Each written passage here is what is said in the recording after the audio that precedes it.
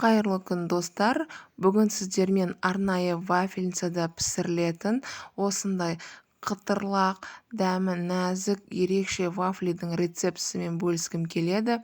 Видеоны соңына дейін көріп, ұнаса лайк басып, каналыма тіркеліп қойыңыздар.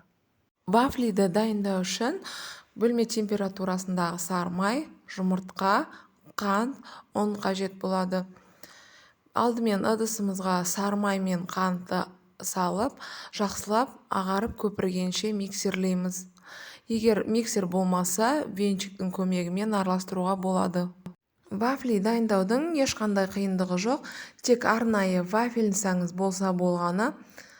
Ыдыста көріп тұрғандарыңыздай қант пен майды осылай аппақ көпіршікке жақсылап араластырдым. Және қанты еру үшін мен жұмыртқаны бір даналап саламын. Егер қаласаңыз 4 данасын бірақ салуыңызға болады. Осылайша барлық жұмыртқаны араластырып шықтым және шым-шым тұз саламын. Маған ванильный сахар қосқан ұнайды, сондықтан жарты қасық шай қасықпен қосамын. Тағы да миксерлейміз. Мен қопсытқыш қолданбаймын және ұнды саламын. Ұнды електен өткізіп алған дұрыс. Осылай ұнның барлығын қосып, жақсылап біркелкі болғанша араластырамыз. Ұнды мөлшерден көп қосып қоймаңыздар, қоюлығы осындай болу керек. Енді вафельницамызды қосып, қыздырып аламыз.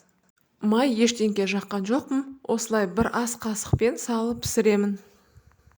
Осылай барлық вафлиларды әдемілеп пісіріп аламын. Мен трубочка қылып орадым. Салмасына тойымды болу үшін вареный сгущенка салсаңыз болады. Вафлиларымыздың барлығы дайын болды. Егер сізге видеом ұнаса, лайк басып, пікір қалдыруды ұмытпаңыз.